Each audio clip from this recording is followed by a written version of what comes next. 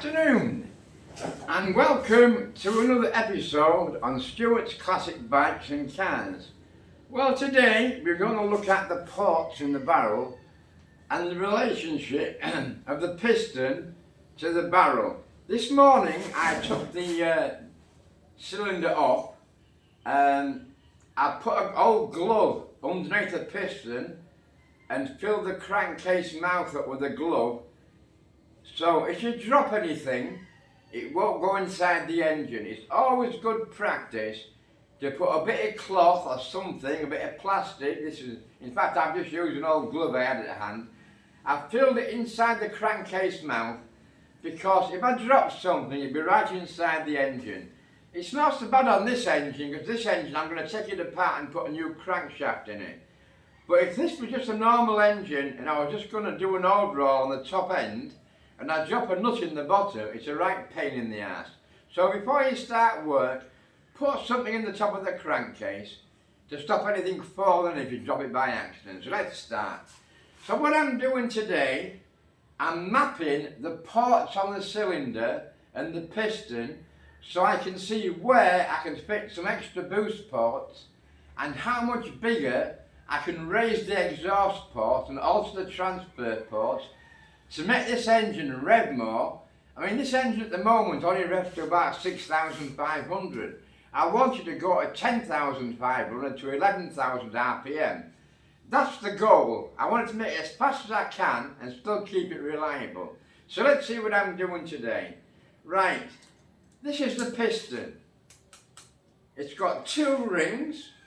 And what I want to do, I want to mark on the top. I've cleaned the top of the piston with a bit of emery cloth. And with a marker pen, you can see I've put two marks on it. It's a two-ring piston. Now the lower ring piston, the lower piston ring, the gap on the ring and the pin that's in the piston to locate the piston ring is there. On the top piston ring, the piston ring gap is at the front of the piston. So the gap there is absolutely there. So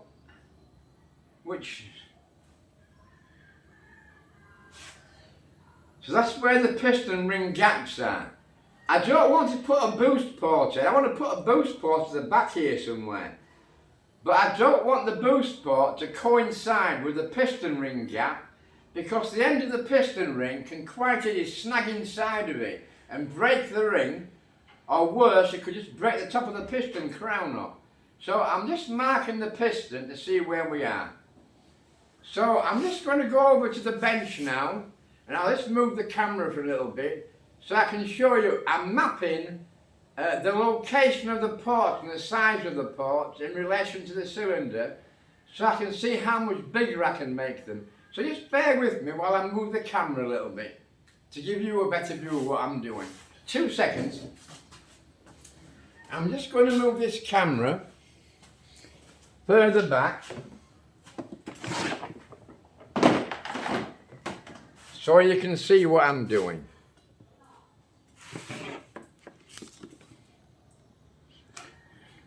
Right, on the table in front of us you can see the cylinder barrel. We'll just leave it there and I can talk to you and let you know what I'm doing.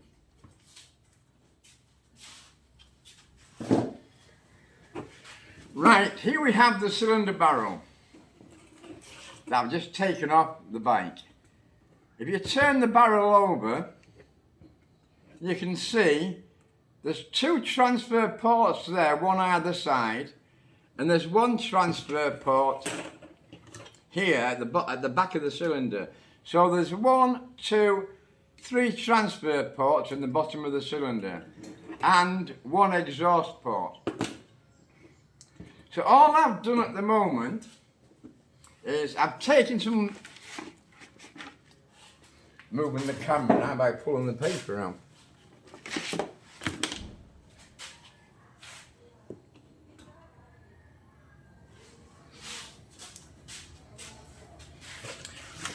Sorry about that. I'm just not very well organised this morning. All I've done at the moment is I took a bit of thin paper, a normal bit of writing paper. I've got a bit of card here which is too thick, but I'll show. I've just made it into a cylinder. The same circumference as the ball. Like this, and I've sellotaped it together. So I pull this out. That's my paper that I've put inside the barrel. It's the same length as the barrel. Same length, and it's up against the wall. And all I've done, I've just pressed with my thumb where the ports are. So if we take this out, as you can see, there's an impression where the exhaust ports are. There's an impression where the transfer ports are. You can see, yeah? So all I'm going to do, I'm going to cut this, and I'm going to draw the ports in. So just let me see where the best part of cutting it is. So that's the exhaust port.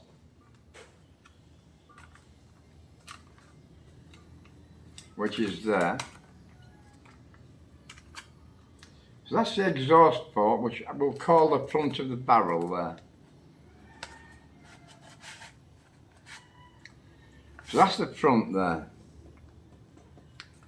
So if I cut down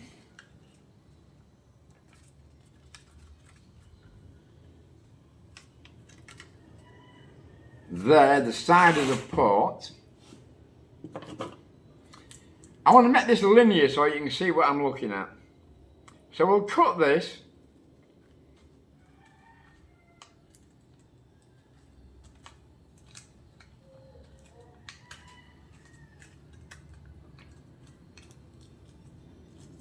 If you can imagine, it's just like me cutting the barrel and opening it out flat so we can see what we're doing. So let's move the barrel out the way for a moment, and we'll lay the barrel flat.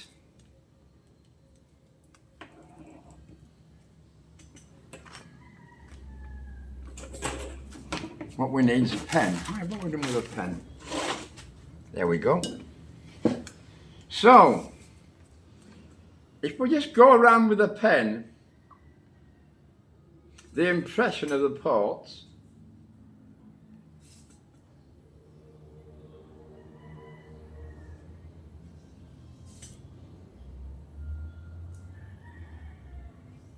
that's the side transfer port shape.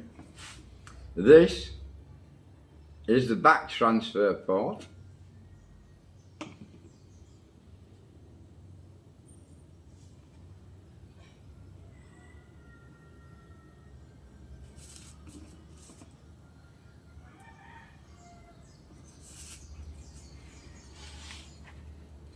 This is the exhaust port.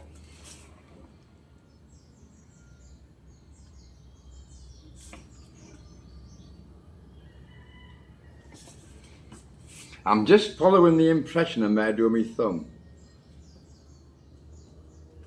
Just a bit delicate, but you get the drift of what I'm doing.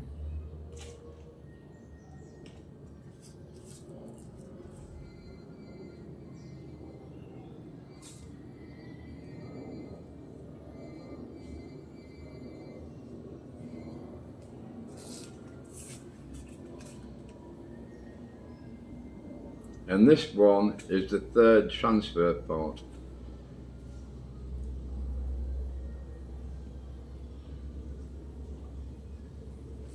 Right, so that's the exhaust.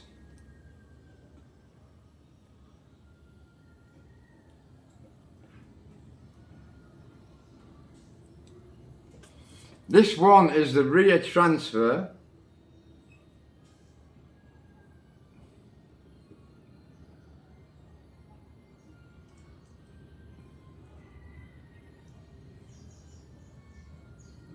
And these are the side transfers.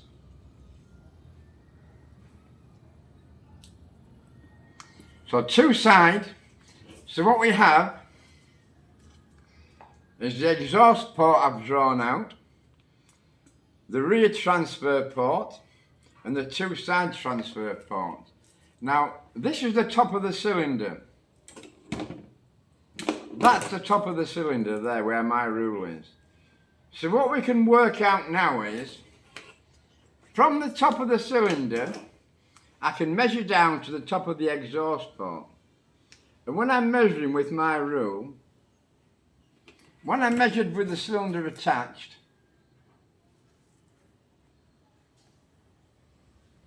I had 35.5.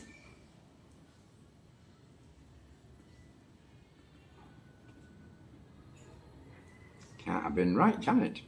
So what we've got here, measuring here, we've got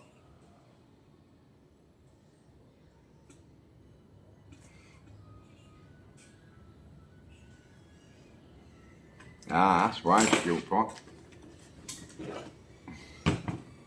That is why, my friend.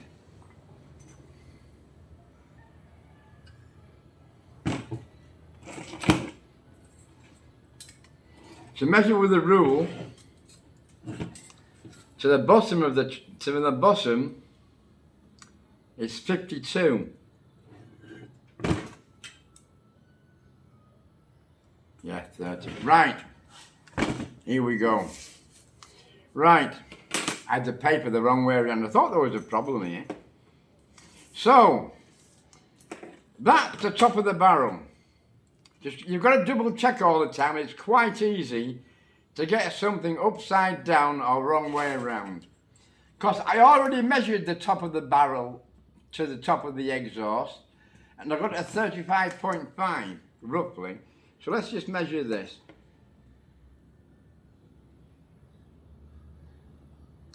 $35.5. Right. So the top of the exhaust, from the exhaust top, is 35.5 millimeters.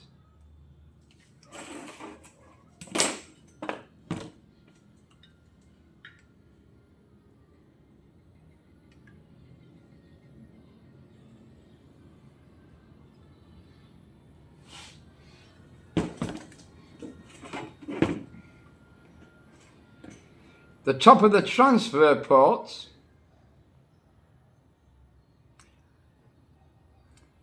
according to the rule measurement is 45. So let's write it on here. Exhaust from the top of the port to the top of the cylinder is 35.5. The left center, the left transfer is 45. Left transfer is 45 millimeter. The back transfer is similar. That's said, they should all be the same really. And the other side transfer is also 45. The width of the exhaust on the circumference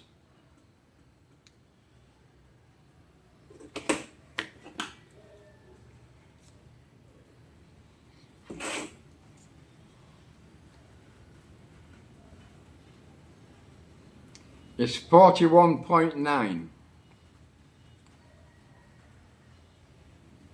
42.9.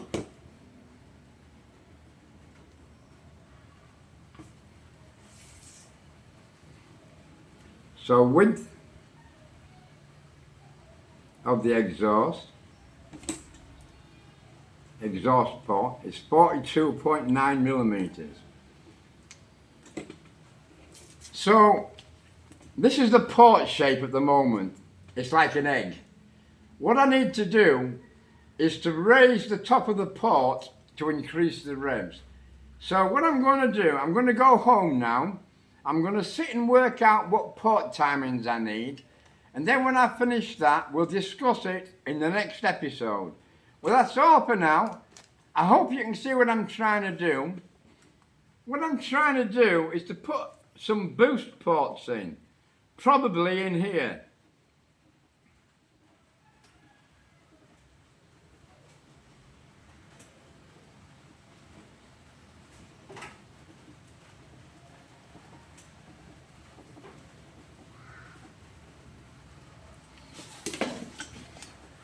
So where you can see, that's the exhaust port, and these are the 3 transfer ports. Obviously, it's a round cylinder. So that's the back transfer and the 2 side transfer ports.